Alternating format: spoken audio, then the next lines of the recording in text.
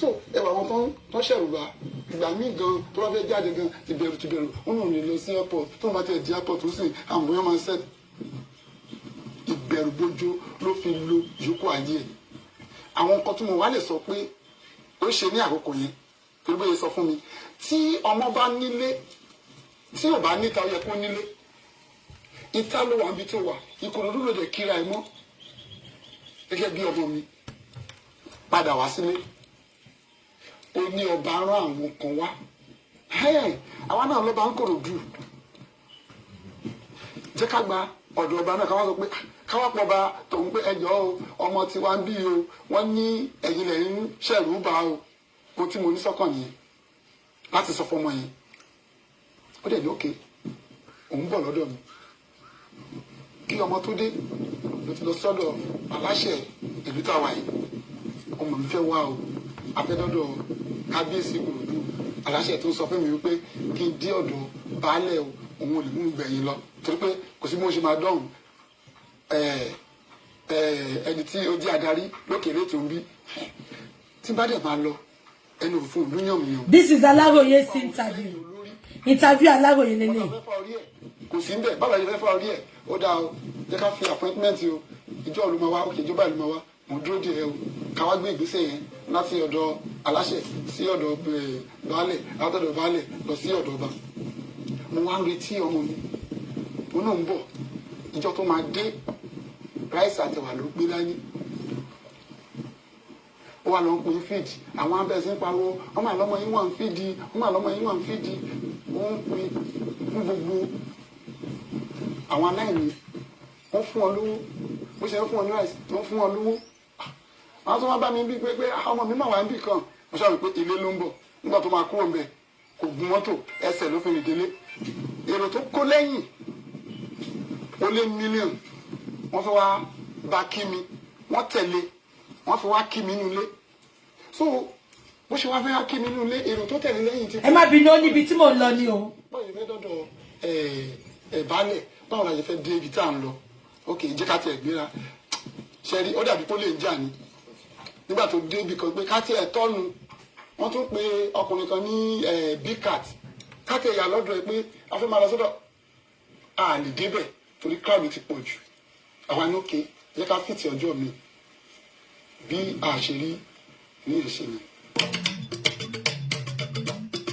ẹ tún mú sórí yẹn padà sẹ́yìn màá sọ díẹ̀ nínú ẹ̀ torí ní ọjọ́ tí ọmọ yẹn kú ìyá ọmọ yẹn ló pè mí pé wọ́n nára ọmọ mi ò yá o ṣùgbọ́n ní sísọ̀rọ̀ sí ọ̀rọ̀ yẹn ti ń di lé wọ́n nára ọmọ yẹn ò yá o kí n bá wọn ní mi ì ní máa béèrè pé kí ló lè tí wọ́n nára ọmọ ò yá ọmọ tá a ṣe ní ìjẹta òkè ìjẹta pàdé ń bus stop ká lọ sí ibi tó ń gbé mo dé bus stop mo ti bá òun àti ẹbí ìyàwó wọn ti ẹwọ ibi tí mo wà kì í ṣe àwọn tó pè mí nìyí bá tẹ̀lé wọn tí wọ́n ti wà lórí omi kí èmi tó ṣẹ̀ wá san owó orí ọ̀fẹ́ pé orí ìpò ẹnìkan ni mo fi bá wọn lórí omi ìbájọ́ ìwọ̀n àwa jọ ń lọ òun ló receive call nígbẹ́lẹ̀ wa ká bọ́lẹ̀ ní báyìí o ọ̀sápá lọ́dọ̀ láti máa bọ́lẹ̀ láti bọ́lẹ̀ lọ́sàpá lọ́dọ̀ wọ́n bọ̀ wá mú wa o òun gbọ́ conversation yẹn láti ọ̀dọ̀ ẹ̀ nígbà tó wá jẹ́ ọ̀sápá lọ́dọ̀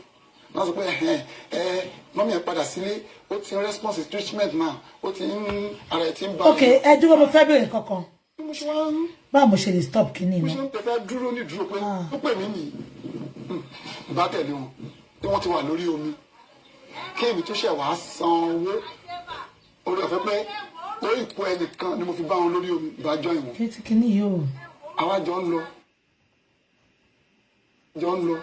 òun ló receive call nígbẹ́lẹ̀ wa ká bọ́lẹ̀ ní báyìí o ọ̀sápá lọ́dọ̀ láti máa bọ́lẹ̀ láti bọ́lẹ̀ lọ́sàpá lọ́dọ̀ wọ́n bọ̀ wá mú wa o òun gbọ́ conversation yìí láti ọ̀dọ̀ ẹ̀ nígbà tó wá jẹ́ ọ̀sápá lọ́dọ̀ wọ́n sọ pé mọ́mí ẹ̀ padà sílé ó ti ń response to treatment náà. ok ta ló parọ́ pé kó padà sílé wípé Mohbad ti ń response to treatment. mo ṣe ń gbọ́rọ̀ yẹn mo wá wò pé kí ló ṣẹlẹ̀ bá gba fóònù ọwọ́ ẹ̀ hello dádì ẹ wà ń bẹ̀ ara ẹ ti balẹ̀ sí ara ẹ ti yá sí ẹ padà sílé so ẹ̀yin dàrúṣà pa bá yọ fóònù yẹn kúrò lẹ́nu pé ìyá Mohbad ọmọ yìí ti kú bẹ́ẹ̀ ni torí ìpè tí wọ́n ń pè kẹ́ ẹ̀mọ́ lọ sọ pé ọ̀nà rẹ̀ kìíní o ọ̀hún sọ inú sí yẹn o wọn àti ṣe kìíní o kìíní kan ni mò ń gbọ́ ọmọ ṣíṣe yẹn tí ìbẹ̀rù tó náà ṣe ń dáhùn ó ṣe ń dáhùn lóhùn gẹ́gẹ́ bí wọn Yorùbá wọ́n sọ pé kò sí kankan mọ́ sí ó sì receive call kò tí ì pé 5 minutes ká tó débi tá a dé yìí pé ààrẹ ti ẹ padà sílé bọ́sọ̀ mọ́ pé ṣé n tí ọmọ yìí ní kọ́ ló pa yìí abágbéra ó di ilé tó ń gbé ìgbà tí màá fi délé tó ń gbé aago 7 ni mo gbọ́njọ́ yẹn alẹ́ aago 7 ni bàbá gbọ́ Wùmí dẹ̀ ti sọ fẹ́ gbọ́n ẹ̀ látọ̀sán. ó ti ń di tó 10 lálẹ́ ó ti sọ 10 ó ti more than 100 ibi wọ́n ti géètì ní pé ẹ ní wọlé wọ́n ti géètì wọ́n ti ẹnu ọ̀nà bá sọ fẹ́ tó wà ní géètì mo fẹ́ wọlé kíṣìn mo gbà wọlé. ṣe gbọ́ kíṣìn mo gbà wọlé. kíṣìn ni bàbá wà wọlé. torí pé ó ṣe dàbí wà pé àbí mo ti wà nínú ayé mi ni mo gba kíṣìn wọlé ibi láti máa ń pàdé bí pé kó pàdé mi bá wo inú yàrá mi bá rí dúbè tó di Kampala. dúbè di Kampala. dáàdì ẹ máa bọ̀ wá wò bí ẹ wá wò bí nígbà tí máa bọ́lẹ̀ lórí staircase wọ́n rí tán tẹ ọ̀pọ̀ ìgbàlagbà sí àti gbéyọ̀ sí láyà wọ́n ti yàn bá mọ̀ ẹ́ sáà orí mi kọ́kọ́ tí màá ní kí n bọ́lẹ̀ mo wá bọ́ síta torí mo ti báyàwó ẹ̀ tó ń sunkún ta tẹ́lẹ̀tẹ́lẹ̀ mo bọ́ síta kí ló ṣe ọkọ ẹ onídàádì ẹ máa gbé lọ sékìtì ẹ lọ ro ní o ẹ lọ ro ní o pásítọ̀ lè mi ò mọ bó ṣe ń ròyìn address ibẹ̀ lọ́wọ́ ó ní wọ́n test òun wọ́n forúkọ Liam rà bẹ́ẹ̀ náà lọ́mọ yẹn ṣe sọ fún mi kó tó kú pé orúkọ Liam fi ra 2 plot yẹn torí mi mo rí tí wọ́n lè gbé lọ because ibi tí ó ní a plot sí ó jìnnà ní alẹ́ ọjọ́ yìí mo ti ń wo bí tí a máa gbé wọ́n ní gẹ́gẹ́ bí Yorùbá òkú ọ̀pọ̀ ni wọ́n ní àjọ abárí ibi níbí ń wọlé bí representative Davido ṣe ní ara oníwọ́fọ́ ní 2 million mi ò lè gba 2 million. kò èyí tẹ́ wò mí aláti béèrè lọ́wọ́ PA Davido why tó ṣe sáré fi 2 million lọ bàbá I'm still feeling something why tó ṣe sáré fún bàbá ní 2 million ní pé ẹgbà bàbá ò tọrọ owó náà wọ́n sọ pé ọmọ èèyàn kú ẹ ti sáré fún ní 2 million ṣé Wùmí sọ fún yín pé tó bá ti fún lówó kò ní sọ̀rọ̀ mọ́ ni because I don't know the reason for that 2 million we still need to know ó jẹ́ ká unravel bàbá débì kan wọ́n sọ pé ọmọ ẹ̀ kú PA Davido ti pè wọ́n bàbá ẹ gba 2 million fún kíni ta ló béèrè owó lọ́wọ́ wọn kí ló fún bàbá ní 2 million àbí tó yẹ yín wọ́n lè dáwó láàrin ara wọn kọ́ fún wọn kọ́ fi ṣòkú bàbá yóò dẹ̀ tí ìbéèrè owó òkú ẹ ti sáré fún ní 2 million what is the 2 million for please can Davido come out and tell us what the 2 million is for PA Davido why did you quickly give baba 2 million ó sọ pé ọmọ èèyàn kú bàbá lórí òun ti dàrú òun wo bí tó máa sí ọmọ sí ẹ sáré ní bàbá ẹ gba 2 million 2 million for what is it to keep the man quiet because ẹ sọ pé owó tó fẹ́ fi sòkú lọ́yà wà ńbẹ̀ owó Mohbad wà lọ́wọ́ ẹ̀ gbogbo àwọn sẹ́ are you connecting the line Dagosha ní owó lọ́wọ́ Mohbad ṣẹ̀ṣẹ̀ dé ní owó wà nínú ilé yẹn why tó ṣe fún bàbá ní 2 million ṣó fẹ́ fi 2 million yẹn set bàbá up ni because Ọlọ́run tó wá mú wọn bàbá ò gbowó yẹn bàbá ní kó lọ fún Dagosha kò dẹ̀ ṣe cash transfer lọ ṣe oh I get it now so wọ́n fẹ́ jẹ́ kó tètè sí Mohbad lọ ṣe fún wọn lówó yẹn ó ti yé mi I am connecting it now so reason for that money ni pé wọ́n fẹ́ yẹ kó tètè sí ṣé gbogbo yín dẹ̀ rántí lóòótọ́ ìgbà tí Dagosha lọ ra pósí wọ́n sọ pé pikin I can see why many of them are not talking There is more to Mohbad's death. That is the reason they are really struggling so that Kashirima too. She get it.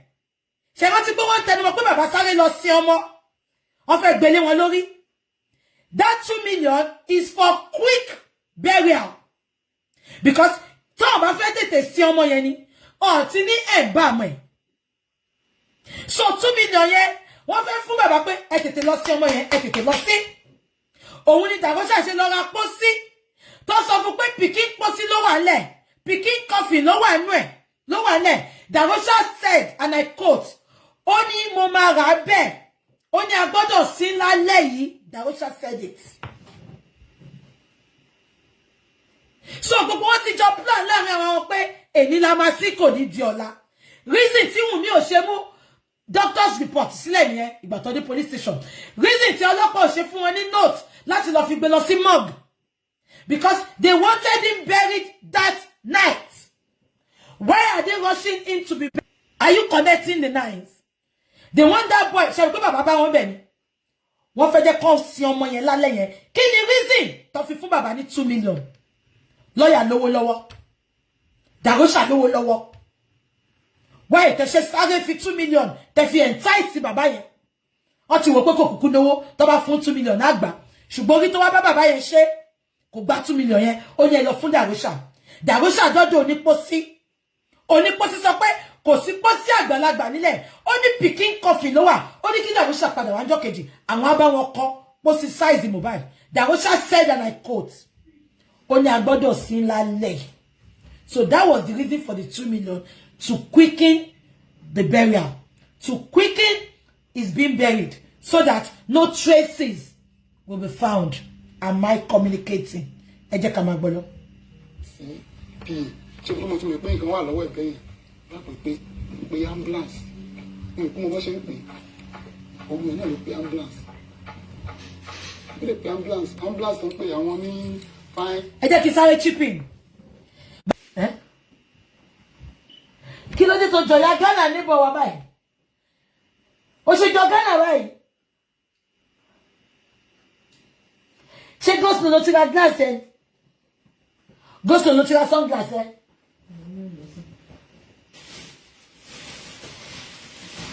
Ṣé Kúnlé Afọláyan ló bẹ ẹran ṣòkòtò yìí?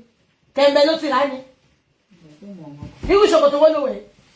Tó dàbí àpò ẹ̀wà. Ó ti wọ́n. Ó dàbí ìyá Ghana níbọ̀ wá. Ṣé gbogbo yín gbọ́ mi? Kí ni mo sọ̀rọ̀? Ibo mo sọ̀rọ̀ yẹn dé? Mi wọ́n ti bí. Now, bàbá sọ pé wọ́n bá lọ́yà ní ilé Mohbad. Ṣé ń gbọ́ mi? Lọ́yà ò wà learned enough to know that pé ẹni tó kú yo ṣe bó jẹ́ kí lọ́yà advice wọn ni.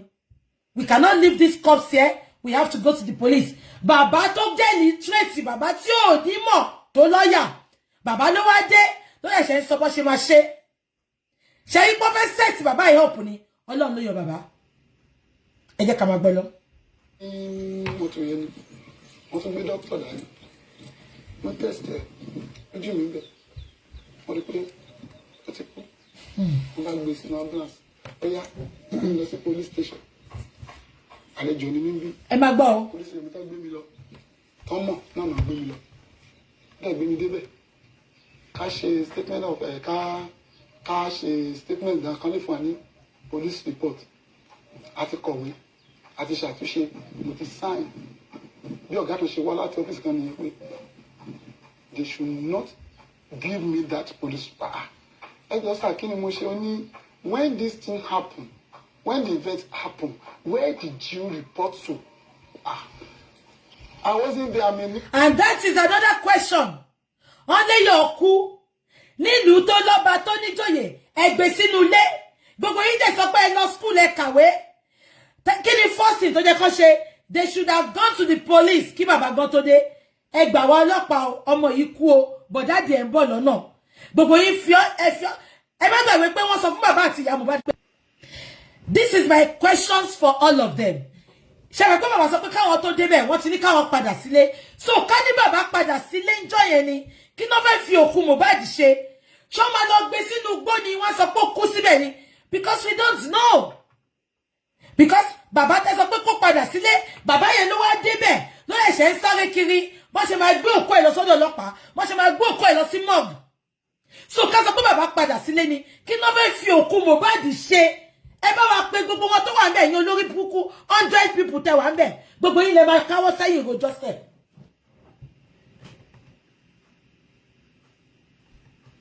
Àbí kan tí mo sọ yé yín. Bàbá sọ pé bàtà wọn lọ, wọ́n ní káwọn padà sílé. Ká ní bàbá ti padà sílé ni, kí ló fẹ́ fi òkú yẹn ṣe? Because not until gbà tí bàbá débẹ̀ ni bàbá ṣẹ̀ṣẹ̀ ń ṣe arrangement. Ẹ jẹ́ ká lọ sí police station. Gbogbo wọn gbé òkú wálé ni. Ọlọ́pàá sọ pé ìgbà tí òkú kú, police station wọ́n lè report fún almost 10-11 hours. Ẹ gbé Mohbad sínú ilé, and all of you ẹ sọ pé ẹ kàwé. Téèyàn bá kú ẹ mọ next thing tó jẹ́ kẹ́ ṣe. Ẹ wá gbé padà sínú ilé, ẹ lọ parí gbogbo iṣẹ́. Dàróṣà environment sọnù. Ó wẹ̀ fún, ó clean ẹ̀. Ó fòwú sí létí, ó gbéyàn sí láyà. Ẹ wá tẹ sábẹ́ staircase. Mo ń bèrè lọ́wọ́ yín ní sẹ́, ká sọ pé bàbá Mohbad ò wá síbẹ̀ yẹn. Kí lẹ fẹ́ fi òkú Mohbad ṣe? Ṣé fẹ́ fi ṣe sacrifice láàrin ẹ̀yin music industry ni? Because ẹ jẹ́ ká máa gbọ́ bàbá lọ. I'm a stranger, we go, you know, chance. And no, only for me, and it will waste like 3 hours. After 3 hours. So me, I want to bala deun. Ambulance. Mortuary could do. In a person, General Hospital. About you, I didn't know about Yari. Ibiti. So bí tá pè fún náà nìyẹn bẹ́ẹ̀ náà la gbé wọ̀ á dẹ̀ gbé wọ̀ bẹ́ẹ̀ pé ẹjọ́ ká gbé òkú ọmọ ìsíbì fún kálẹ̀ fún preparation kálẹ̀ ṣe preparation náà kò sí tí mo rí múlẹ̀. A lè blame àwọn people yẹn náà tí wọ́n fún bàbá. Report dání wọn ò múlẹ̀. Wùmí dẹ̀ ní gbogbo ẹ̀ dání kò mú sílẹ̀. Ṣé pé ẹ̀bá mi ìgbà sọ débi tí à ń sọ yìí ṣùgbọ́n tí ìbá ṣàlàyé délẹ̀ kò ní yé yín. Wùmí ní gbogbo ẹ̀ lọ́wọ́ kò mú sílẹ̀. Court lọ́wọ́ dókítà ti sáìn pé kán máa gbé lọ sí mọ́ṣúárì wọ́n gbé padà sínú ilé. Kálẹ̀ tètè gbé tó ń kúrò lẹ́ẹ̀ náà ni. Ṣé gbọ́ nǹkan tí bàbá sọ? Ìgbà tó kúrò ní hospital, wọ́n ní dókítà sọ fún wọn pé kán máa gbé lọ sí mọ́ṣúárì. But wọ́n listen sí dókítà, wọ́n gbé padà sílé. Why take him to the house? That is my question. Why take gbé òkú yẹn padà sí ilé? Ìgbà tẹ́ kúrò ní hospital, police station, àbí mortuary ló jẹ́ kó gbé lọ because doctor ti fún yín ní certification pé ó ti kú. But reverse was the case. They took Mohbad back home. Why did they take him home? Telling me Wunmi knows nothing about what happened to Mohbad. Wunmi knows a lot about what happened to Mohbad. And they used that. And you read Wunmi saw about a month ago to update. Only I knew what killed my husband. But I will not talk. Play video here for you. Wunmi said, and I quote, Only woman got up on Mohbad. Ṣùgbọ́n wọn ò ní sọ̀rọ̀. Nílùú tó dọ́ba tó níjòyè. Nǹkan tá tí ń wá pé kí ló pa Mohbad láti almost going to 9 months. Wùmí wá bọ́ta ó ṣe irú update yẹn ta ló jẹ́ kọ́kọ́ arrest kọ́ tì mọ́lé. But wọ́n tún look away. Àwọn ọlọ́pàá look away. Ẹ jẹ́ ká máa gbọ́ lọ. Wọ́n ní títí wọ́n fi fún mi nù wọ́n ti fún mi. So lóru yẹn máa pe Dàróṣà ambulance ó ti débi tí abaládé ò sí kí ni ká ṣe pé ambulance mi ṣe pé ambulance tó máa wà nínú mọ́túárì bẹ̀ ká bá ambulance sọ ó wà lọ́wọ́ ẹ̀ ṣe the necessary things ẹ jẹ́ kí mi kúrò bí ní òru yìí kí mi máa lọ. Gbogbo yẹn má gbàgbé pé ìgbà tí bàbá sọ̀rọ̀ làṣírí Dàróṣà tú. Ṣé rántí pé ìgbà tí Dàróṣà bá kọ́kọ́ rojọ́ ṣé rántí? Ó sọ pé mọ́túárì lọ ti ta ambulance lọ ti ta pósí fáwọn. Dàróṣà ò kọ́kọ́ sọ fún wa pé òun lòun lọ ra pósí. Dàróṣà ní òun kàn fún mortuary attendant lówó. Ipò òun ló wá gbé pósí fóun. Ìgbà òun ló ó lóun ò mọ̀. Ṣé rántí? Ó ó lóun ò mọ̀ pé pósí kékeré ni ó lóun kàn fún lówó pé kó bá wọn gbé Mohbad sínú pósí ipe torí ilẹ̀lẹ̀ lọ gbé sí ní mọ́ṣúárì ó lóun wá fún lówó ipe kó bá wọn gbé sí pósí kó bá wọn keep ẹ̀ ṣé gbogbo yín rántí Darosha ò jẹ́wọ́ fún wa pé òun lòun ra pósí yẹn kí ni wọ́n hide sẹ́ ẹ sọ fún mi why can't they say their truth and irọ́ tí gbogbo wọn ń pa àwọn dot yẹn kò connect rárá ẹ jẹ́ ká máa gbọ́ lọ. ṣèbí tó máa parọ́ títí òun tó máa borí ni ok déètì tá à ń sọ yìí gbogbo àgbáyé lórí ṣèbí à ń pe general hospital wọ́n á ń pe déètì yẹn kọ̀ǹpútà wà ibi tí oníkàlùkù park sí wọ́n á ríra wa ń bẹ̀ ẹ́ wọ́n á sọ pé ẹ ṣe ni bàbá kan gbé olóòfẹ́ lọ sí lóru yẹn baálẹ̀ ni òjò kan wá sí lóru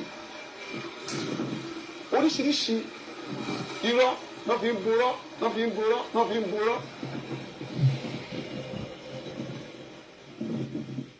lórí ọ̀rọ̀ pé wọ́n ìbọn lẹ́yìn ìgbà tí gbogbo incident yẹn ṣẹlẹ̀ tí gbogbo ayé sọ pé bàbá ẹ̀ ní o bàbá ẹ̀ kì kò sẹ́ni tó bọ́ síta nù wọn pé ó ti kú o àwa ni a ṣe.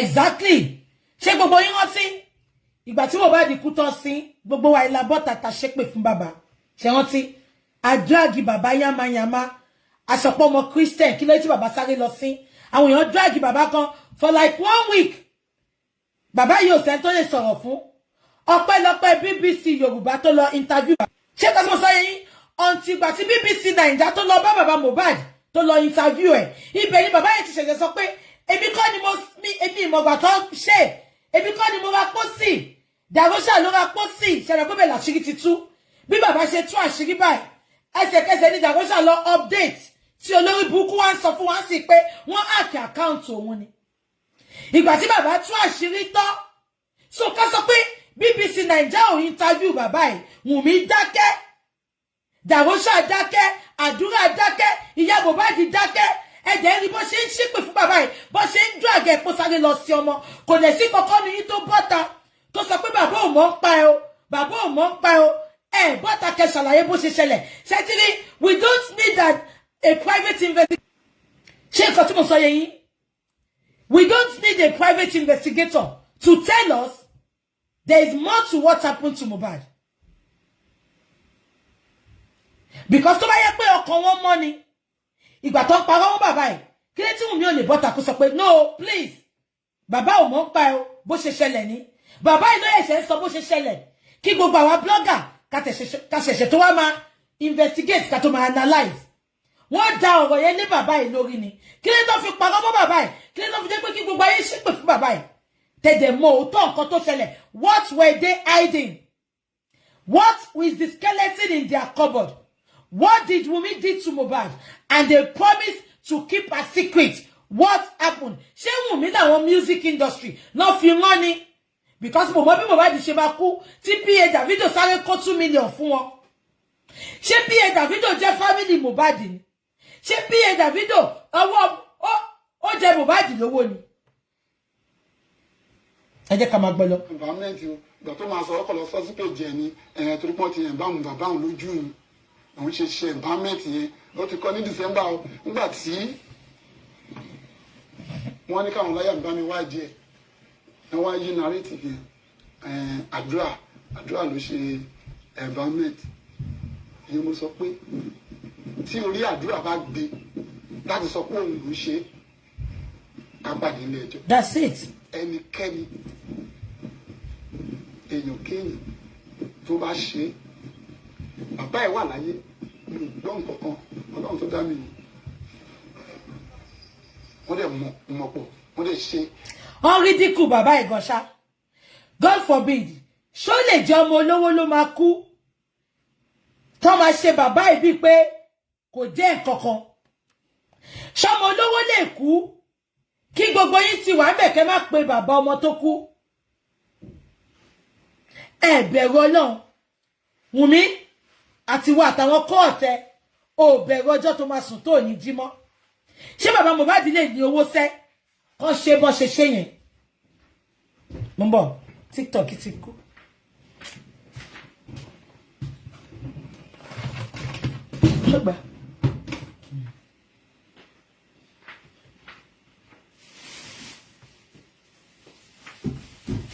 má bínú TikTok ti kú. Ẹ má bínú.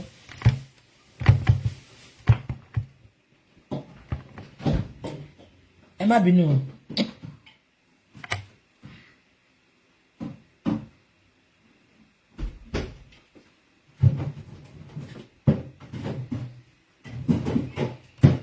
Ẹ má bínú.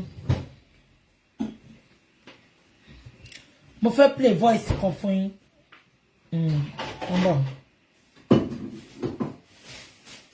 At least ohun tí ayé fi ń kúnra gan nìyẹn pé àbúrò ti kú látàná. Ó ní ṣe máa kúnjọ yẹn fresh environment yẹn náà lọ́jọ́ yẹn. Irú wíwú wo. Ṣùgbọ́n kí ni wọ̀nyẹn ló ní ìfura sí ẹ̀yin náà gbogbo àwọn tọ́jọ́ ń gbélé kò sí ẹni tó tẹ́ gbé ẹ̀sìn lẹ́nu ẹ̀. Tí ì bá weakness. Over 15 people ló ń gbénu. Ṣé ń gbọ́ mi? 15 people ló ń gbénu lé pẹ̀lú Mohbad. Ká dẹ̀ má rí èèyàn kan tó máa sọ nǹkan tó ṣe Mohbad tó fi kú. Ó sad. Ẹ jẹ́ ká máa gbọ́ lọ. Ní gbọ́ traces kankan. Ọmọ tí mo bí wà ń bẹ àdúrà. Ṣẹlẹ̀ mọ́ pé nǹkan tó ṣẹlẹ̀ nìyẹn. Ká ní bàbá ò lọ síbẹ̀ yẹn ni. Ọlọ́run ló mọ̀ nǹkan tó máa sọ pé ṣe Mohbad. Ẹ má gbàgbé pé wọ́n ti sọ fún wa pé the first narrative tó gbé jáde ni pé Mohbad died of ear infection. Ṣé rántí? So ká sọ pé bàbá yìí ò lọ.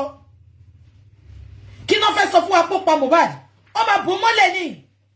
A dẹ̀ máa gbà bẹ́ẹ̀. Gbogbo ìjà tá ń jà lẹ́ni. Ìtorí bàbá Mohbad witness nǹkan yẹn ní gbogbo ìjà tá ń jà yìí. Because none of them is ready to come out to tell us what happened to Mohbad. Kí ló dé tọ́mọ yẹn ṣe kú, báwo ló ṣe kú up till today, and we have 15 people living with Mohbad up till today. Nobody is ready to come out to tell us what happened. So had it been pé bàbá Mohbad ò lọ síbẹ̀ yẹn ni, wọ́n máa pa Mohbad gbé ni, ọkọ̀ máa fabricate irọ́ kan, wọ́n máa sọ pé nǹkan tó pa nìyẹn. Ẹ jẹ́ ká máa gbọ́ lọ. Kò lè sọ pé nǹkan báyìí ló pa ẹ̀gbọ́n, ìyàwó ẹ̀ wà ń bẹ̀, kò sọ pé nǹkan báyìí ló pa ẹ̀gbọ́n, nọ́ọ̀sì ni o, ó fún lábẹ́rẹ́ ni o, ó rí àti ni o. Kí ló fà á tí nọ́ọ̀sì fi wáyé? Àbí? Òkè tíṣù àti jẹ́ká àti jẹ́ká. Ẹni nọ́ọ̀sì wá fún lábẹ́rẹ́, ìjà wo lọ́jà tí nọ́ọ̀sì fi wá fún lábẹ́rẹ́? Tó jẹ́ pé nọ́ọ̀sì tó wà ní Kòtónú lè dúró dé. Ẹ dúró de nọ́ọ̀sì. Ṣówó ni ò sí ni. Kí ló mú mi dúró de nọ́ọ̀sì láti ìjọ Sunday títí di Tuesday? Ẹ̀rù ń bà wọ́n láti gbé lọ sí hospital. Kí ló ṣe fún tó fi lè gbé lọ sí hospital? Kí ló ṣe fún tẹ́rù fi ń bà wọ́n láti gbé lọ sí hospital? What did they do to Mohbad? What? Ṣé pé nǹkan tó fẹ́ ṣe fún Mohbad nìyẹn? Bí aká ní bàbá ò wá ni, wọ́n máa gbé Mohbad, wọ́n máa lọ sí. Wọ́n wá sọ fún gbogbo ayé pé àwọn ò rí Mohbad o. Ṣé dẹ̀ mọ́ ẹ́pọ́n tí ń sọ pé Naira Marley threatening àti Sam Larry wọ́n ní bí àwọn ló lọ pa síbì kan. Àbẹ́mọ̀? Because ká ní bàbá ò lọ síbẹ̀ yẹn ni, wọ́n ti múra fún. Wọ́n máa lọ rí mọ́lẹ̀ bí kan ni, wọ́n sọ pé wọ́n ò rí. And Mohbad tó yẹ pé àwọn èèyàn kì í gbọ́ ọ̀rọ̀ ẹ̀ tẹ́lẹ̀, they will believe them. They will believe them. And that will be it. But Ọlọ́run tó sọ pé Mohbad ò ní kú gbé, òun ló jẹ́ kí bàbá yìí insist pé òun máa lọ síbẹ̀. Ọlọ́run tó sọ pé Mohbad ò ní kú gbé, òun ló mú ìbùkún tó ti jí sọ fún bàbá pé Mohbad ti kú o. Ṣàbẹ̀ pé ká sọ pé ìbùkún blessing ò sọ fún bàbá. Bàbá lè padà sílé. But blessing ti jí sọ fún bàbá pé Mohbad ti kú o, but kí bàbá pretend bí pé wọ́n gbọ́ nǹkan kan. Ìtorí ẹni bàbá ṣe insist pé I want to go to that house. Mi padà. Ẹ jẹ́ ká máa gbọ́ lọ. Ṣé gbogbo àwọn ọ̀rọ̀ yẹn onífurasí aṣọ ẹ̀jẹ̀ tí mo bá ní nǹkan? Oh God. Dèní Wùmí ò sọ fún wa king size duvet tó di àdìrẹ pẹ̀lẹ́jẹ̀ Mohbad. Wùmí ò bọ́ta sọ fún wa kàkà kó lórí burúkú olóṣì àpọ̀kọjáyé sọ fún wa. Ó máa ju fọ́tò lórí burúkú síta olóṣì àṣànà ajá Lẹ́kì. For one day kò bọ́ta kó sọ fún wa reason taṣọ ṣe wà nú ẹ̀jẹ̀. Ó máa ju fọ́tò ni kí ló kàn mí kan pẹ̀sí màtá o. Ó bá aṣọ mi tí Mohbad ti okóbo ẹ̀ nídìí. We care less. All we want to know is what killed Mohbad. What happened to Mohbad? Mohbad was ill and healthy on Sunday.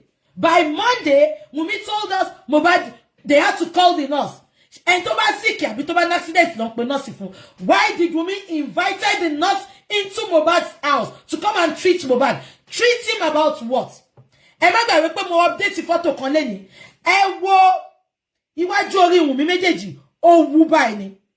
There was a fight. What happened? Ṣé gbà tó ń jà ni Wunmi gún Mohbad pa ni? Up till today, Wunmi ò sọ fún wa reason tí orí ẹ̀ fi wú. Ẹ jẹ́ ká máa gbọ́ lọ.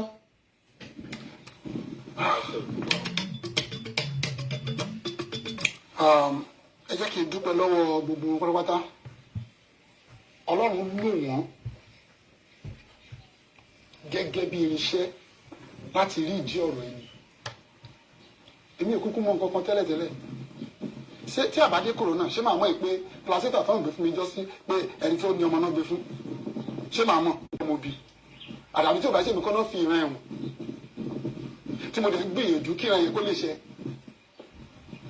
Gbogbo tí wọ́n ní kálukú ṣe tọ́lẹ̀ pé wọ́n fẹ́ ṣe ibi tọ́lẹ̀ pé wọ́n fẹ́ gbọ́ fífẹ́ nínú ìwà ibi wọn Ọlọ́run padà sọ di ire ni. Tó bá yẹ kó wà bẹ́ẹ̀ tó bẹ́ẹ̀ bẹ́ẹ̀ ni irú ọmọ ìbá ti ta jù. Bẹ́ẹ̀ni. Ní àwọn tó fẹ́ parọ́ ni o. Irú ọba ti pa pé tó bá sọ pé nǹkan ló bi. That means tó bá fi mí ṣe àyẹ̀wò ẹ̀jẹ̀ gan wọ́n lè sọ pé ṣé mi gan mo fi wọ́n á da gbogbo ẹ̀rú ṣùgbọ́n bọ́dì ló wà ń lẹ́yìn. Ẹ̀rọ bí Ọlọ́run ṣe bí ó ti ń ṣiṣẹ́ kò sẹ́ni tó yé ó fi òpè dààmú ọlọ́gbọ́n. Ọmọ yẹn gangan spirit yẹn ló ń ṣiṣẹ́ yẹn sà tí n bá ní kí n sọ̀rọ̀ mi ò ní dákẹ́ tí n bá ní kí n sọ̀rọ̀ nípa ọmọ yẹn torí pé ẹ̀mí ọmọ yẹn á máa gbé mi wọ̀ lọ́jọ́ tí mo fẹ́ sọ̀rọ̀ dé ọ̀rọ̀ ọmọ yẹn tí omi ò ní bọ́ lójú mi ẹ̀mí ẹ̀ a máa sọ ohun tó yẹ kí n sọ fún mi sà mi ò ṣe sáré òyìnbó rí but kí gbogbo ayé lè gbọ́ tí bá ní kí n sọ̀rọ̀ kan fún yín á dàbí pé mò ń ju àṣekọ́ o gbogbo ohun tó lóun fẹ́ ṣe. Ẹ dúró kí ni ti end.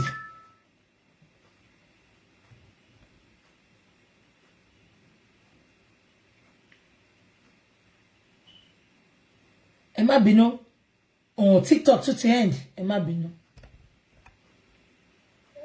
Ẹ má bínú.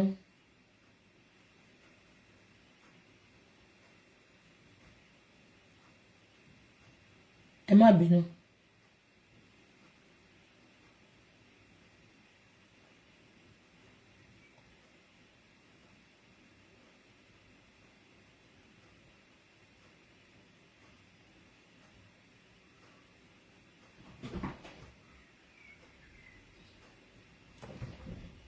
Ẹ má bínú.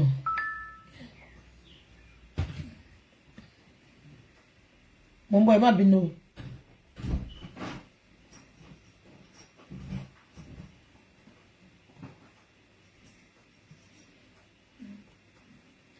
Yeah, ẹ má bínú TikTok, Instagram ti end ni, so mo wá come back. Ẹ má bínú.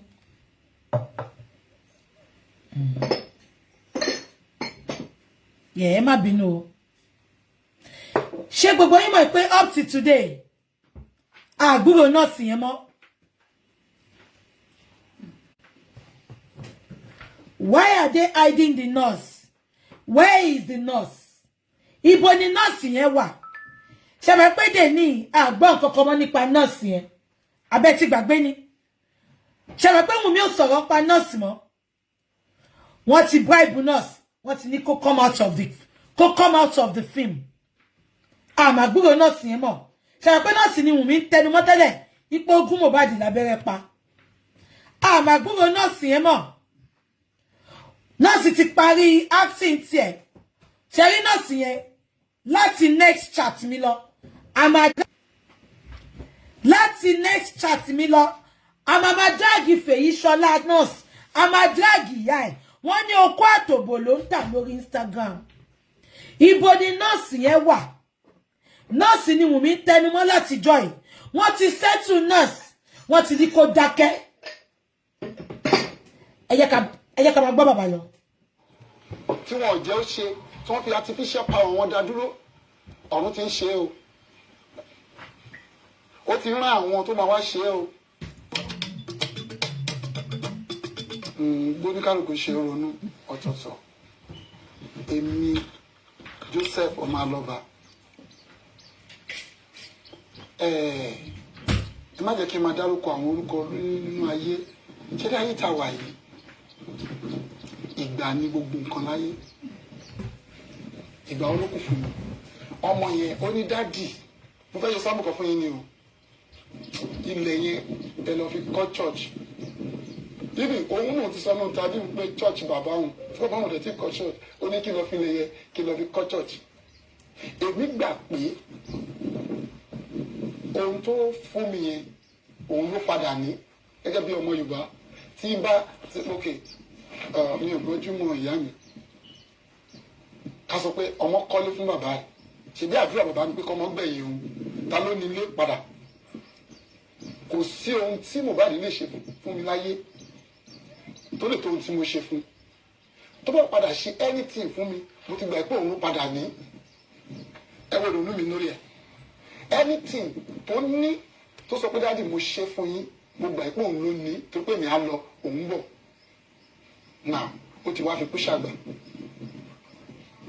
ó ti wá lọ ṣé bó ṣe wá kú pẹ̀lú ohun tó fi sílẹ̀ yẹn kí gbogbo ohun tó fi sílẹ̀ kí n wò ó níro kí ọmọ àlè àjàtà ọdún mẹ́wàá àmọ́ ń gbà yẹn àṣewá mọ̀ ń sìn a gbọ́dọ̀ postpone ìjà ọ̀pọ̀lọpọ̀ ti kú lẹ́yìn ikú Mohbad o sẹ́ńtóró tí mo mọ̀ ṣùgbọ́n torí pé irú ọmọ tó jẹ́ ó mú káwọn èèyàn dìde sáà bí mo ṣe ń sọ̀rọ̀ fún yín tí ẹlòmíì bá ìpè ní a máa sunkún àwọn abiyamọ tí wọ́n wo irú ọmọ báyìí ọmọ tíyàn ní tínú ẹ̀ ń dùn ó ń bọ̀ níjọ́ tí màá rí gbẹ̀yìn níbí kó wá síbí ọmọ mi ń bọ̀ báyìí mi ò lè jókòó mo dìde mo lọ pàdé ẹ̀ ni ẹgbà tí Joseph lọ sọ́dọ̀ bàbá yìí sunkún sí Joseph lára mi ò lè jókòó tí n bá rí máa lọ dìmọ́ ni ìgbà tó ṣẹ̀wá sọ pé òun fẹ́ wá dọ̀bálẹ̀ fún mi máa lọ dìmọ́ ni pé mo rí ayọ̀ mi so kó wá lọ kẹ́jì yẹn wá kú kán dẹ̀yìn ẹ̀rù tó bá lè this for you ṣùgbọ́n gẹ́gẹ́ bí Yorùbá kò ń ṣe ohun tó tọ́ kí wọ́n sọ pé ọmọ mi kú mo wá lọ sílé ẹ̀ mo lọ káṣọ. wọ́n ní bàbá lọ sílé ẹ̀ lọ káṣọ bẹ̀rù Ọlọ́run. mi ò wọlé now. bàbá yìí ó lè má lówó but ó ní discipline kò ṣe ya Mohbad tójú bọlé ẹran núrù. bàbá yìí ó wà contented is contented with what he has got kò ṣe ya Mohbad olè tójú bọlé ẹran núrù tó dé pé eré kòtò ọ̀run náà. Make it make sense ẹ̀yin olórí burúkú tẹ̀ ń sọ make it make sense ọmọ kú tán bàbá lọ sí ilé ọmọ bàbá yóò tí délé ọmọ yẹn láti jọ bàbá yìí ní ìkíní kan integrity lọ pé kò yó ṣùgbọ́n ó wà contented níbi òpá.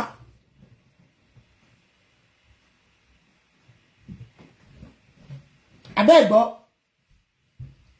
ẹ wò ya Mohbad ọmọ kú ẹjọ́ ṣé ilé Mohbad lọ ti ń ṣopó ni ṣèbí ilé ẹ ló jẹ́ kó wà kọ́ lọ máa kí ẹ o kó gbogbo ẹrù ó lọ jókòó ti wù mí kẹlẹ̀ jọ plan bẹ ṣe fẹ́ parọ́ mọ́ bàbá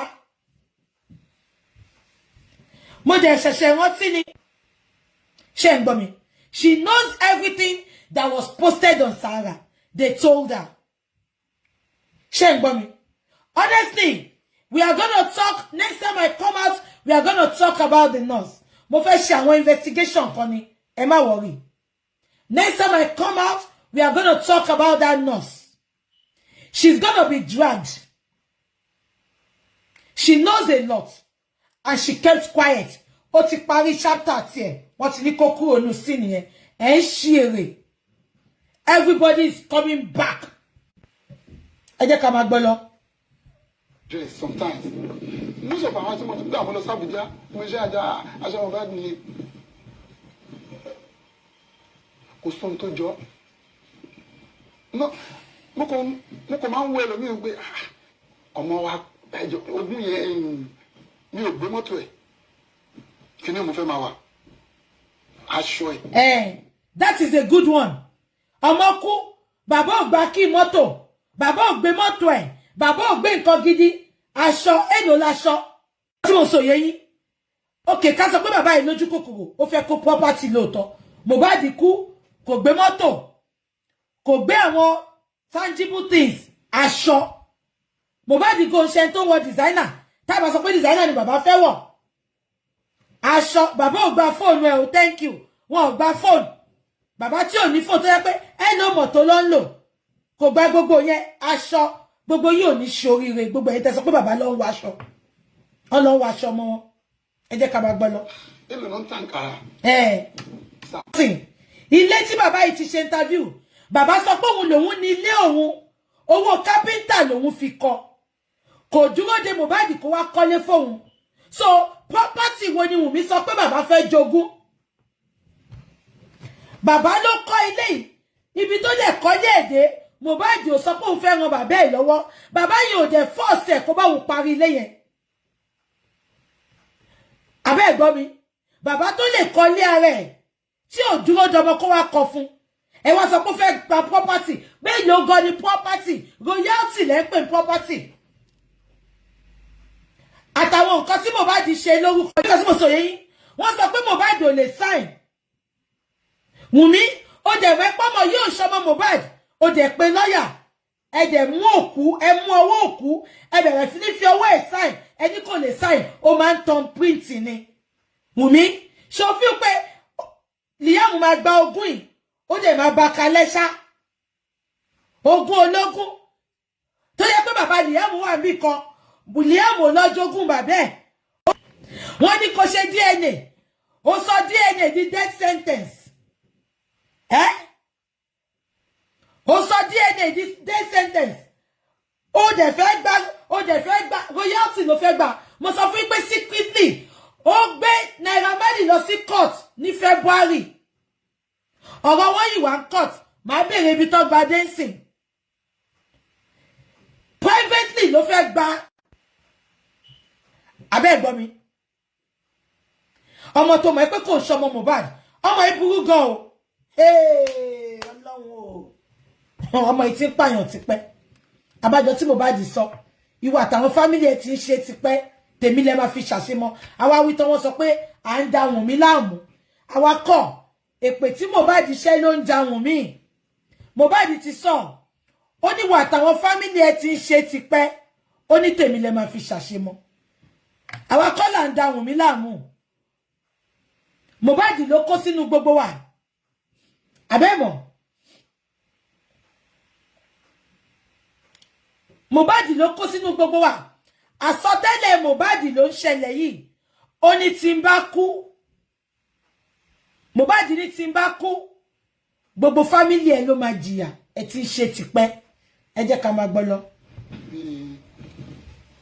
So ayé tó pè láyé nìyẹn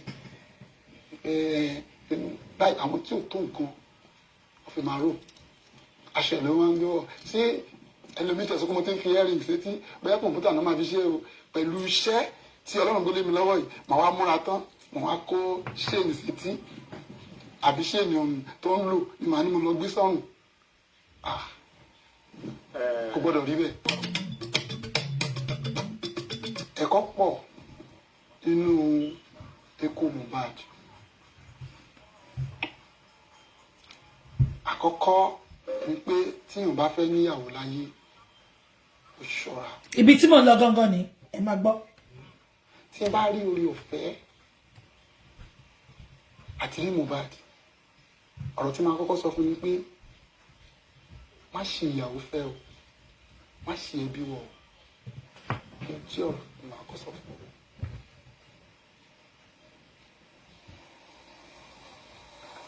Ẹ máa gbọ́ bíbá yìí o. Bíbélì sọ pé ó sàn láti gbé inú aginjù pẹ̀lú obìnrin oníjà nínú ilé kò yé tí ẹ bá ti ṣe ìyàwó fẹ́ bẹ́ẹ̀ tó ṣe ẹsẹ̀ gbé ni. ẹ ní ṣe ìyàwó fẹ́ o. àti wá ṣe ìyàwó fẹ́ tí wọ́n mo rí mo ṣe bí pé mi ò rí kí n lè jèrè ọmọ yẹn níkẹyìn ṣùgbọ́n àti wọ́n yanjú ẹ̀. ẹ gbọ́ statement tí bàbá yẹn sọ ó ní gbogbo nǹkan tí Mohbad di pátápátá Wùnmí àtàwọn ẹbí ẹ̀ wọ́n pín síra wọn lọ́wọ́ láàrin ẹbí wọn. Bàbá yẹn sọ pé òun rí kọ́mọ òun tó kú ṣùgbọ́n òun ṣe bẹ́ẹ̀ tí ò rí kó má bàa pa ọmọ yẹn ó ní wọ́n wá pàpà pa ọmọ yẹn mọ́.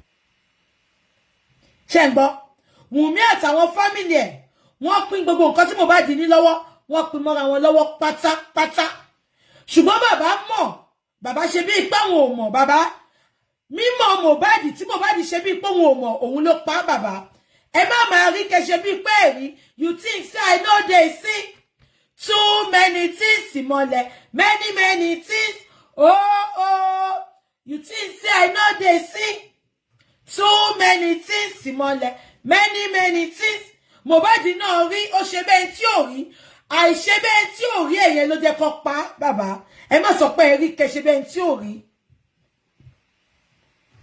ẹ jẹ́ ká máa gbọ́ lọ. ẹ̀kọ́ pọ̀ wọ́n fi gbogbo àkókò yìí sọ fún gbogbo èèyàn pé ẹ jẹ́ ká dúró ní dúró òtítọ́ ìdá olójú méjì lọ́rọ̀ Mohbad Ọlọ́run fẹ́ fi kọ́ ayé ní ọgbọ́n kan wípé tó bá ṣe èrè wà bá mẹ́ o tó bá sì ṣe ìdàkejì kò sí bí ẹnìyẹn ṣe ga tó àwọn máa mú wálé àmì Jésù lórí òkú Mohbad kò síbi tí ò kàn ní lóko oníkálùkù kó mú tiẹ̀ ni ṣùgbọ́n tó bá dúró síbi òtítọ́ ẹ̀ máa padà tọ́ ẹ o àmì tó bá dẹ̀ dúró síbi pé tó dẹ̀ mọ̀ téèyàn bá mọ̀ ọ̀tọ̀ bẹ̀t orí òtítọ́ lẹ̀ báyìí òun gba inú igbó lọ. àwọn Wùnmí supporter nìyẹn. ẹni tó bá dẹ̀ sọ pé òun fẹ́ fààyàn wọgbó ṣe pé fúnra ẹ̀ ló máa fẹ̀yìn wọgbó á wọgbó lọ tí ò lè jáde mọ́ so ẹ̀kọ́ pọ̀ fọmọdé lágbà ọmọ yẹn ò fi mí sílẹ̀ o ó rán ẹ̀mí rẹ̀ padà òun ló ń fún mi ní boldness láti lè máa sọ̀rọ̀ gbogbo ohun tó fẹ́ ṣe mo ti sọ ṣáájú gbogbo ohun tó fẹ́ ṣe ó lọ rán àwọn èèyàn ó lọ rán wọn bẹ́ẹ̀ lọ ṣe fún bàbá mi bí tí ẹ̀rù ẹ̀ ti bà mí nìyẹn ẹ̀kọ́ pọ̀ lóríṣiríṣi bórí kálukú bá ṣe yé oníkálukú ní kókò mú ti kí irú nǹkan báyìí wọ́n máa tún tẹ̀síwájú ni a gbọ́dọ̀ rí ibi tí kinní ti ṣe wọ́n. Sà ó jẹ́ ìdúró kan fún mi pé delay tá à ń rí yìí ó lè resort sí denial lórí àwọn ìgbésẹ̀ àti òye tí èmi rí èyí náà ohun tó ṣẹlẹ̀ tèmi ó yẹ ibi tí ó yẹ ká wà ọ̀tọ̀ so delay tá à ń rí ó ń fún mi ní ó ń dùn mí odidi oṣù mẹ́jọ àti ìrí kankan gbámú báyìí pé traces rèé nínú kó tó pa Mohbad tó bá sọ̀rọ̀ pa kámẹ́rà tó wà nílé ẹ̀ tó bá ní wọ́n ti yọ rìmọ́tì tí èyí fi ń ṣiṣẹ́ èyí tó wà lẹ́gbẹ̀ẹ́ eléyìí ńkọ́. ẹ lè imagine Wùnmí sọ pé Mohbad is always living in fear abẹ́ ẹ̀gbọ́n mi ẹ̀yin onílàkàyè Mohbad is always living in fear that was the reason for the camera in the house Wùnmí wá sọ pé camera kò ṣiṣẹ́ so possible Wùnmí please you and your court make it make sense and ẹ sọ pé you live in fear all his life and he has a camera in his house and you are telling me the camera is not working does that make sense for me make it make sense so possible tani ò bá máa tọ camera 24/7 tani ò bá máa tọ camera 24/7 and tó jẹ́ pé ó live in fear tí ò mọ̀ bí wọ́n lè wá pa òun mọ́nulé the camera was working fully working Wunmi took out the SIM card and destroyed the camera. I am telling you that. Abi kasi mo so yeyin. And it is upon live in fear. Ó wá ní camera, kò wá tán kò ṣiṣẹ́. Ṣé Wunmi ò kí ń wo irọ́ tó máa ń pa ni? She lies with confidence. Everything about her is lies. Òótọ́ ò jáde lẹ́nu ọmọ lórí burúkú ìrí. Ẹ wò gbà tó pe bàbá náà tó ṣépè fún bàbá yẹn. Ìgbà táwọn tí mo ẹ pé jọ̀wọ́ ló ti bá bàbá sọ̀rọ̀ gbẹ̀yìn. Ó ló ti pé òun ò bá wọn sọ̀rọ̀ o. Ìgbà tó wá ní bàbá ó wá play video fún ó wá ní òun ò mọ̀ pé video yẹn ni ṣe bó sọ pé bàbá bá sọ̀rọ̀. She lies with every breath in her. Mohbad ṣìyàn láyé ẹ̀. Mohbad ṣìfẹ́. Gbogbo ẹ̀yin ọkùnrin tẹ́ ń wò mí lẹ́ni ẹ ní ṣìfẹ́ láyé yín ẹ ní ṣìyàn lórúkọ Jésù. Ẹ jẹ́ ká máa gbọ́ lọ. Ibi bó jẹ́ voice lásán lórí record wọ́n á mọ mí ní nǹkan tó sọ. So delay gbogbo nǹkan tá à rí yẹn ó fẹ́ mú deny dání bí mo ṣe ń wò ó torí àwọn ìgbésẹ̀ tó yẹ kó wọ́n gbé tí wọ́n gbé oṣù mẹ́jọ àti ìbẹ̀rẹ̀ ó ní ìdíkíyèsí Ọlọ́run ló lè bá wa wá justice yẹn Ọlọ́run dẹ̀ kó sí àwọn ìjọba wa nínú láti di pé kí justice yẹn kó lè dé kíá. Ọ̀rọ̀ ya Mohbad ìtọ̀sọ̀pọ̀ sọ yẹn ń kọ́ ṣé kò sọ̀rọ̀ yẹn ń bí ni. Ok màá béèrè kíní yẹn màá wá play fún next time mo fẹ́ play voice ya Mohbad kan ẹni sọ̀rọ̀ mo fẹ́ play voice ya Mohbad kan.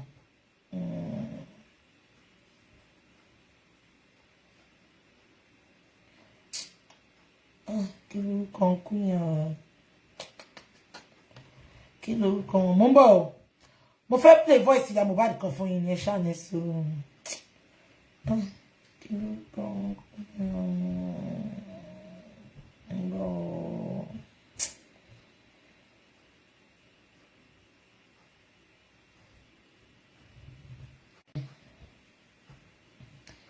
Mo fẹ́ kẹ́ gbọ́ voice note tí ṣe gbọ́ ẹ gbọ́ voice note tí ya Mohbad send sí.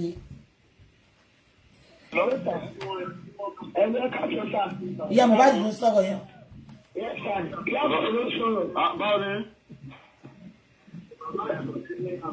Hello? Hello? Hello? Ọjọ́ pẹ̀lú ẹ máa rí gbogbo. Ya Mohbad ló sọ̀rọ̀ yẹn.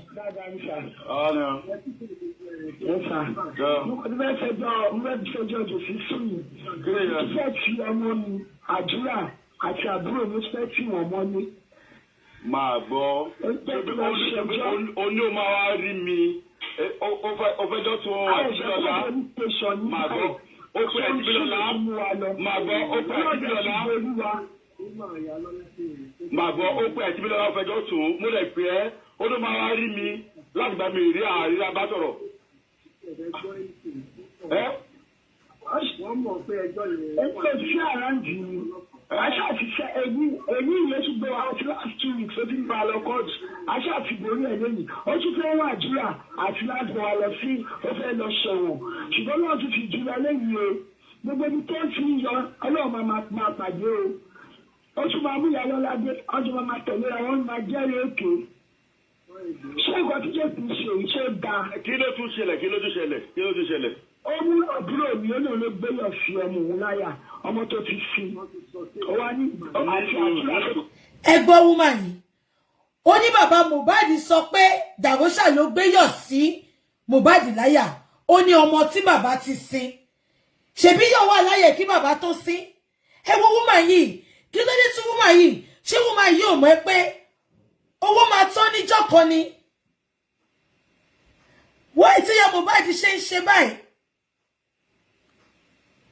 Ṣó fi pé Mohbad máa forgive òun Mohbad máa curse ìjọ tó pè ìyá yìí kó padà wá sínú ayé òun. He will curse that day. Mo sure ní pé bí tí Mohbad bá wà ó máa curse ìjọ tó jẹ́ kí ìyá Mohbad padà sínú ayé ẹ̀. Because at the end of the day mo sọ fún yín tí woman yìí ò bá padà sínú ayé Mohbad ni ó lè má ti kú kò tiẹ̀ ní kú ni. ẹ jẹ́ ká máa gbọ́ lọ. kó lọ ṣẹ̀wọ̀n. ní sùúrù ọ̀rọ̀ tó sọ yé mi ó ní ọtún gbéyọ̀ sí lára ṣá ọ̀ bí báwo. ó ní pé mo fẹ́ ṣe àbúrò mi ló gbé iyọ̀ sí pé ọ̀rẹ́ bá mu ọmọ òun ló gbé iyọ̀ sí láyà. ìgbà tó jẹ́ pé wọ́n ọmọ ó ní gbé iyọ̀ sí láyà àbúrò ẹ̀ lọ́ta ló máa bẹ̀ ó ní àwọn àtàjúlá ni wọ́n àtàjà pẹ̀lú oníkàjọ rẹ̀ bí ọ̀wà ní kíchìn tó ń pé kọ́lẹ́jì kọ́lẹ̀ kíláàsì ẹ̀ lè bá kọ́lẹ̀ gbé lọ sí mọ́ṣúárì látọjọ́ nínú ọ̀fẹ́lẹ̀ sí tipátipá ṣe ń gbọ́ ó ní Dàróṣà sọ pé òun ní kàdúrà lọ gbéyọ̀ wá ní kitchen ìgbé Dàróṣà wá gbé sí láyà òun god confam mi báyìí ó ní Dàróṣà dẹ̀ mọ̀ọ́mọ̀ ṣe bẹ́ẹ̀ because wọ́n fẹ́ yẹ kí dáàdì ẹ̀ wá dé bá ó ní ṣùgbọ́n ìgbà tí bàbá dé bàbá sọ pé òun fẹ́ lọ sí tipátipá ṣé ẹ tó ti embam tó ti fi òun sí nímú tó ti fi sí létí ìyá Mohbad please make it make sense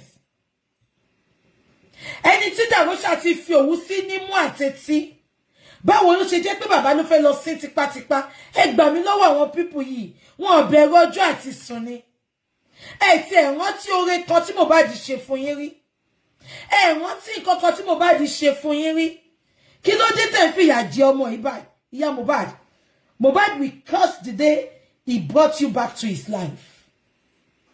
Màá gbọ́ ọ̀rọ̀ tó ń sọ ń ṣe màá bọ́ ṣé ó ti kú káwọn ẹ̀ tó gbé ọ̀dí láyà. ṣé bàtọ̀ gbé tó pè náà ni wọ́n gbé ọ̀sí láyà. Màá bọ́ wọ́n ti confirm pé ó ti kú kó tó gbé ọ̀dí láyà. Ó ti kú. ṣé ń gbọ́ mo tiẹ̀ like question ti dáadé ìbéèrè wọ́n ní ṣó ti kú ṣó ti confirm pé ó ti kú kó tó gbé ọ̀sí láyà ìyá Mohbad sọ pé ó ti kú the same ìyá Mohbad náà ló sọ pé kò ì kú jòsí lọ sáré sí ìyá Mohbad ààrẹ ò yá òun náà nǹkan kan affect ẹ̀ ó kàn láti dance to Wunmi's tune ni because of nǹkan tó fẹ́ jẹ I know deep down she's not happy with what is happening ṣe rántí pé Karimo dẹ̀ sọ Karimo sọ pé tí ìyá Mohbad bá lanu sọ̀rọ̀ ó náyé Wunmi máa bàjẹ́ ni. This woman is going through a lot with what Wunmi is making her to do.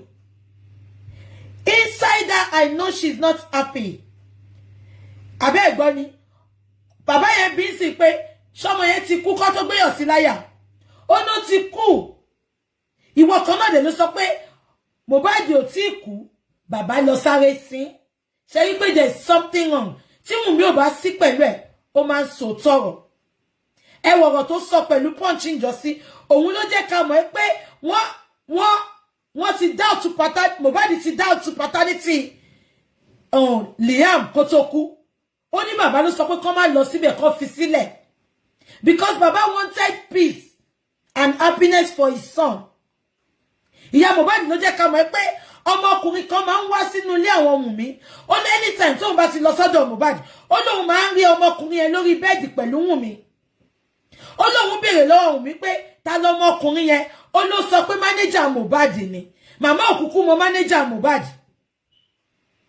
abẹ́ get mi ìyá Mohbad ló jẹ́ ká mọ̀ pé ó sọ pẹ̀lú punch tí bá padà wá lọ́la àwa kakini punch yẹn ó sọ pé òun ò láìkì bọ̀bọ́ yẹn rárá ó nítorí pé anytime tó bá ti lọ sílé Mohbad òun máa ń rí lórí bẹ́ẹ̀dì pẹ̀lú Wunmi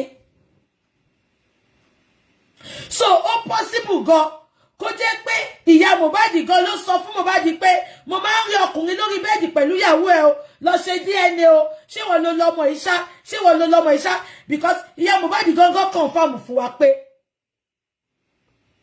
wọ́n doubt paternity Liam ní kékeré ó ní bàbá ló sọ pé kó má ṣe DNA nígbà yẹn because bàbá wants happiness for his son.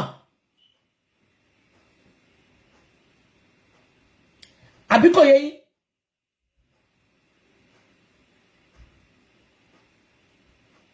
ó sọ fún punch life ni I will bring it we come and read it again ẹ jẹ́ ká máa gbọ́ lọ. Màá bọ́ ṣé ọ̀bẹ ọ̀rọ̀ tó sọ pé oní bàbá tó kó fẹ́ ti tipátipá ṣé ara àìgbọ́ra yín yé lẹ́yìn méjì tí ó jọ máa bọ́ ṣé kó máa sí kó máa sí kó máa pàdé pẹ̀lú pẹ̀lú mọ́ ẹ̀kọ́ parí pẹ̀lú ambulance. O ní kọ́májì. Ṣé o ló ti máa bọ́ nítorò? Ṣé o ló lọ sí àbí ẹjọ́ tó máa fẹ́ lọ sí? Ṣé ẹjọ́ wà bẹ́ẹ̀? Ẹjọ́ kan fúlù fẹ́ lọ sí ni àbí olóòjà ìgbà lọ sí? Ẹni ọ̀dẹ́ bẹ́ẹ̀ ni ọ̀dẹ́ tó fi lọ sí omi ìtẹ̀lé wọn. Ó tẹ̀lé wọn. Ṣèbí ibùkún wà bẹ́ẹ̀, àbúrò wà bẹ́ẹ̀, torí bàbá kan ọ̀dẹ́ bẹ́ẹ̀ ni mo wà bẹ́ẹ̀. Ó wà bẹ́ẹ̀, ó wà bẹ́ẹ̀. Máa gbọ́, èmi gángan mo dúró sọ fi gbẹ́wò, àbúrò ẹ̀ ló gbé dé àti ibùkún tó wà ṣẹgbọ́n. àti gbẹ̀ngà tó ṣe pásítọ̀. Ọ̀rọ̀ ló bá tún wọ́n sọ sí i. Màá bọ̀ oní bàbá lọ fóun fẹ́ lọ sí tipátipá. Ṣé o bẹ jọ bàbá ló lọ fẹ́ lọ sí tipátipá?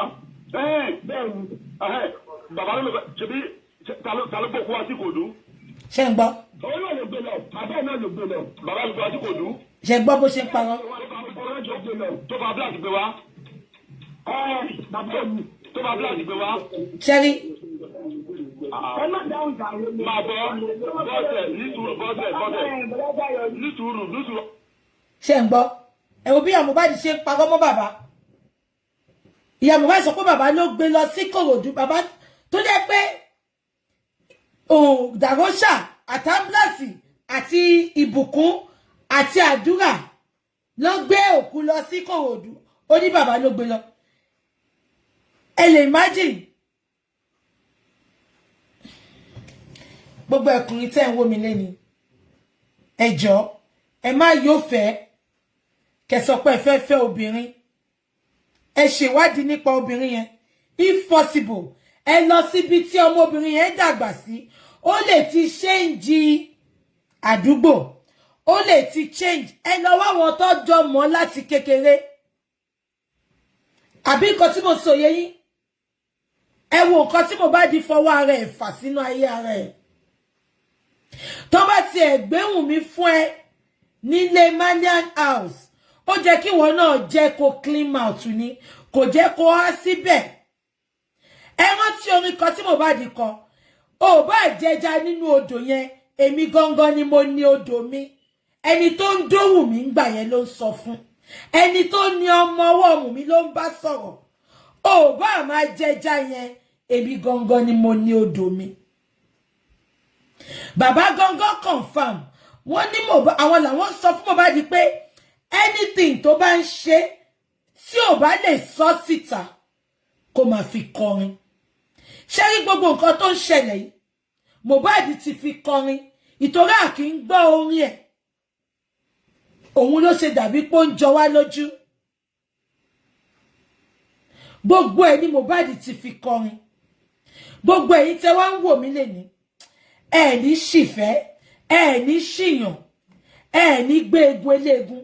Tó bá kù ìṣẹ́jú kan báyìí kẹ́ gbé egun eléegun, ọ̀run máa bá mi yà yín yà wọ́n ní lórúkọ Jésù. Ẹ ní fẹ́ ọ̀tá yín níyàwó. Ẹ ní fẹ́ ọ̀tá yín lọ́kọ. Mohbad rò bóun rí ìyàwó ni. Kò mọ̀ ẹ́ pọ̀ ọ̀tá tó máa parí iṣẹ́ inú ayé òun. Òun ló rán wá sínú ayé òun.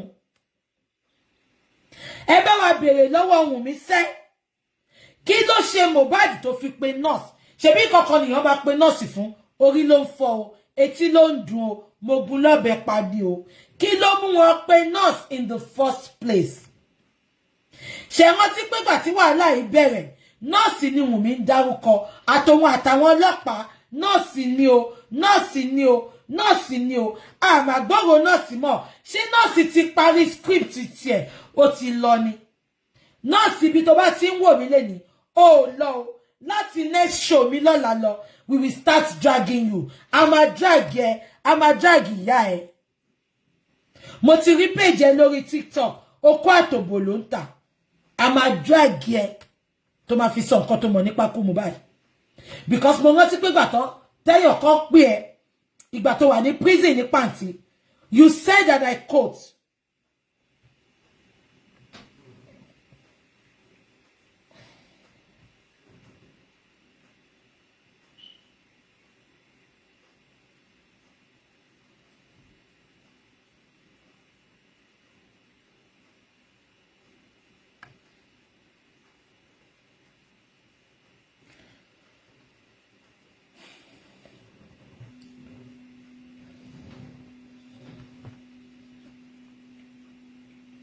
ṣé gbọ́ mi ìgbà tí nọ́ọ̀sì wà nínú prison ní pàǹtí she said and I quote ó ní Wùnmí fẹ́ set me up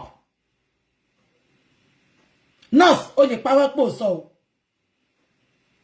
ó sọ pé Wùnmí fẹ́ set me up ibo ni nọ́ọ̀sì yẹn wá ń sìn kí ló dé all of a sudden tá gbúrò nọ́ọ̀sì mọ́ but ẹ má worry gbogbo wọn àti Naira Marley àti Sam Larry àwọn àdúrà àdàró ṣà gbogbo wọn Sanu ti kọ lẹ́tà pé kán bá wa kó gbogbo wọn padà wá gbogbo wọn ló máa tún ṣe another interview fún ní corona ṣé ń gbọ́ mi gbogbo wọn ló tún máa ṣe interview fún ní corona pátápátá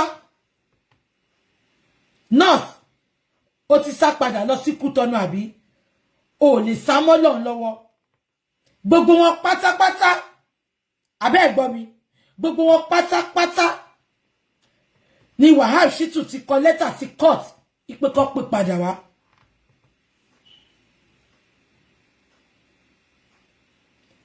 Fèyí Ṣará Ògèdèǹgbé nurse Fèyí Ṣará Ògèdèǹgbé ó tún lè bá wa tan ìmọ́lẹ̀ sí nǹkan tó ń ṣẹlẹ̀ yìí ṣe rántí ìgbà táwọn ọlọ́pàá sọ statement wọ́n ní abẹ́rẹ́ 6 ló gún Mohbad nọ́ọ̀sì dẹ̀ sọ pé ọlọ́pàá mọ́hun nọ́ọ̀sì sọ pé abẹ́rẹ́ 2 péré lòun gún ó ní 2 tóun dẹ̀ gún Mohbad yẹn ó ní Wùnmí ló mix ẹ̀ sílẹ̀ fóun ó ló kàn mú lóun lọ́wọ́ kóun gún ni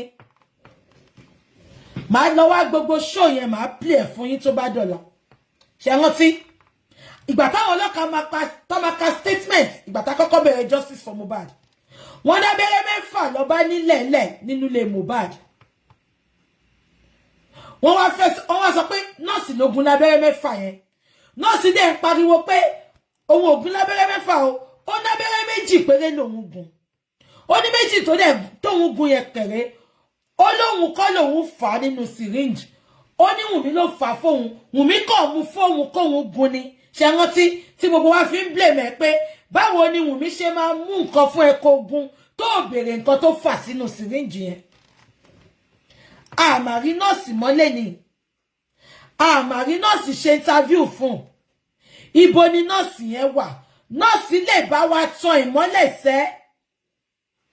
sí nǹkan tó ń ṣẹlẹ̀ lítù tí nọ́ọ̀sì rí nọ́ọ̀sì lè bá wa tan ìmọ́lẹ̀ sí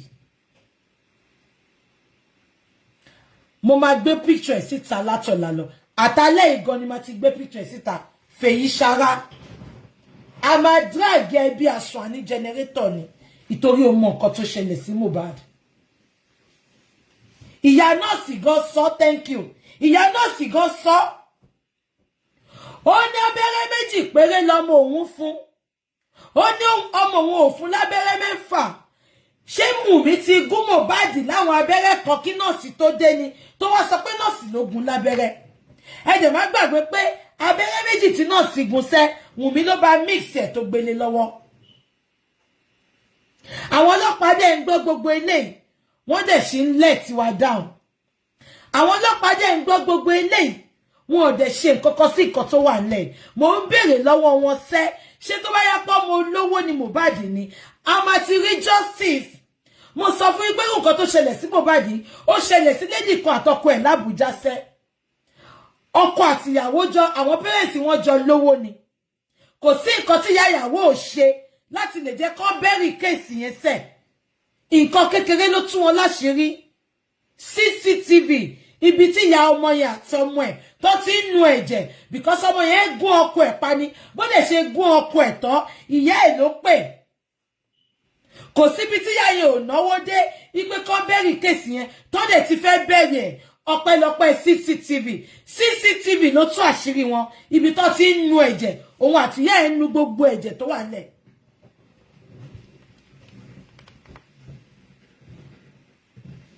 tí Nigeria police bá fẹ́ ṣiṣẹ́ wọn ṣe kí ni reason tó ṣe neglect gbogbo ikú Mohbad kí ni reason tó fi ń ṣe bíi pé kò kọ àwọn wọ́n ní police is your friend in Nigeria police case reverses the case police are our enemies because báwo ló ṣe máa pé bìkan ní inú ilé tí homicide ti ṣẹlẹ̀ tí ilé yẹn pa up till today lọ sínú ilé yẹn check anything fóònù Mohbad gan wọ́n sọ pé ìwà lọ́wọ́ Wùnmí, and you want to tell me there is no law in that country?